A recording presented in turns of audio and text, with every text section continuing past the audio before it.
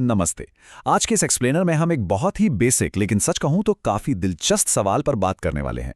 दुनिया की हर एक चीज, चाहे वो आपके हाथ में मौजूद फोन हो या बाहर सड़क पर दौड़ता हुआ कुत्ता, उसे हम दो ही हिस्सों में बांट सकते हैं, सजीव या निर्जीव, लिविंग या नॉन लिविंग। सुनने में लगता है कि अरे ये तो बच्चों वाला सवाल है, लेकिन विज्ञान के नजरिए से देखें तो ये लाइन कहाँ खींची जाती है, ये समझना वाकई मजेदार है। तो चलिए बिना किसी देरी के शुरू करते हैं। विज्ञान के नियमों में उलझने से पहले क्यों ना एक छोटा सा दिमागी खेल खेला जाए। मैं आपको कुछ रोजमर्रा की चीजें दिखाऊंगा और आपको बस अपने दिमाग में उन्हें सजीव या निर्जीव के बॉक्स में डालना है। तैयार हैं? चलिए देखते हैं। सबसे पहला नाम, एक कुत्ता। जाहिर है ये अपनी मर्जी से इधर उधर भागता है, हमारी आवाज पर रिएक्ट करता है, तो उसे अपनी मानसिक लिस्ट में सही जगह पर रख लीजिए। अब जरा इस लकड़ी की मेज को देखिए। थोड़ा ट्रिकी है ना, क्योंकि ये जिस लकड़ी से बनी है वो कभी एक जिंदा पेड़ का हिस्सा थी। लेकिन क्या कटने और तराशे जाने के बाद भी इसमें कोई जान बाकी है? सोचिए और इसे भी अपनी लिस्ट में डालिए। अगला उदाहरण है एक छोटा बच्चा। एक ऐसा शरीर जो हर दिन आकार में बढ़ रहा है, जिसकी कोशिकाएं लगातार काम कर रही हैं। शायद इसका जवाब बहुत आसान लग रहा हो, पर विज्ञान हमेशा हर क्यों का ठोस कारण मांगता है। अच्छा, अब एक टेलीविजन के बारे में आपका क्या ख्याल है? ये बड़ा दिलचस्प है। देखिए, ये भी तो एक तरह से जिंदगी की नकल करता है। इसमें तस्वीरें चलती हैं, आवाजें आती हैं और ये ऊर्जा का इस्तेमाल भी करता है।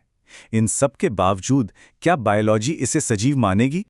इसके बाद है एक गाय, एक पूरी की पूरी बायोलॉजिकल मशीन जो घास खाती है और उसे ऊर्जा में बदल देती है। इसे भी अपनी लिस्ट में इसकी सही जगह पर रख दीजिए।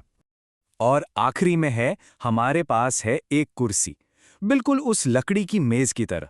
यह भी एक जगह स्थिर रहने वाली चीज है। चलिए इसे भी फटाफट क्लासिफाई कर लीजिए। ओके, थोड़ा रुकते हैं। आपने अपने जवाब सोच लिए?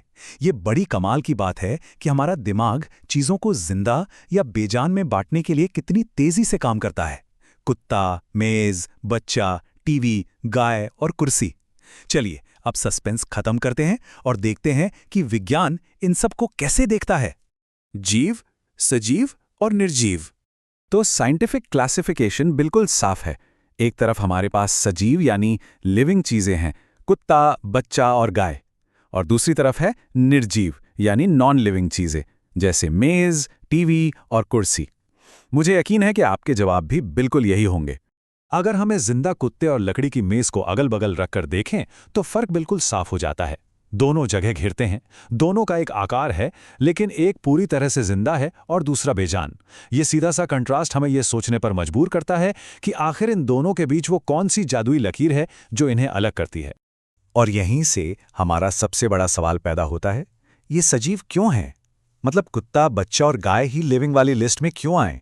विज्ञान सिर्फ फीलिंग पर काम नहीं करता, उसे चाहिए पक्के सबूत और एक ठोस वैज्ञानिक कसौटी।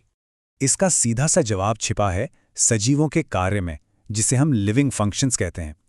बायोलॉजी जीवन को इस बात से नहीं मापती कि कोई चीज़ कैसी दिखती है, बल्कि इस बात से मापती है कि वो क्या करती है। एक निर्जीव मेज बस एक जगह रखी रहती है और समय के साथ पुरानी होकर टूट जाती है, लेकिन एक सजीव प्राणी अपने आप को जिंदा रखने के लिए लगातार कुछ खास बायोलॉजिकल काम करता रहता है। सजीवों के गुण और उनकी मुख्य विशेषताएं। तो जिंदा रहने के लिए सबसे पहला और सबसे जरूरी काम क्या है? बिल्कुल सही, भोजन करना। हर जीवित जीव को काम करने के लिए ऊर्जा चाहिए होती है। अब आप कहेंगे कि टीवी को भी तो बिजली चाहिए, लेकिन टीवी खाना पचाकर अपनी कोशिकाओं को नहीं बढ़ा सकता। कुत्ता, बच्चा या गाय, ये सभी खाना खाते हैं ताकि उनका अंदरूनी मेटाबॉलिज्म चलता रहे। दूसरा सबसे बड़ा गुण है सांस लेना। ये एक ऐसा काम है जो हर सेकंड बिना रुके चल रहा है। क्या आपने कभी किसी कुर्सी को गहरी सांस लेते देखा है? बिल्कुल नहीं। लेकिन सजीवों के लिए इसके बिना काम नहीं चल सकता। और ये सिर्फ हवा अंदर बाहर करने की बात नहीं है, बल्कि ये हमारे शरीर के अंदर ऊर्जा बनाने का एक बहुत ही गहरा केमिकल प्रोसेस है। सांस लेने की इस पूरी प्रक्रिया में एक बड़ा ही सेट सिस्टम काम करता है। हम पर्यावरण से ऑक्सीजन अंदर खींचते हैं यानी इनहेल करते हैं, और इसके बदले में एक बाय प्रोडक्ट के रूप में कार्बन डाइऑक्साइड गैस बाहर छोड़ देते हैं। गैसों का ये लगातार चलने वाला लेन देन सजीव होने का सबसे बड़ा और पक्का सबूत है। तो इस एक्सप्लेनर को खत्म करने से पहले मैं आपको एक काम देके जा रहा हूं।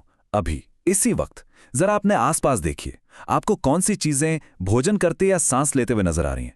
अब जब आप जान गए हैं कि ये दोनों जीवन के सबसे बड़े इंडिकेटर्स हैं, तो अपने आसपास की दुनिया को इस वैज्ञानिक चश्मे से देखना शुरू कीजिए। सच कह रहा हूं, चीजों को देखने का आपका नजरिया पूरी तरह बदल जाएगा।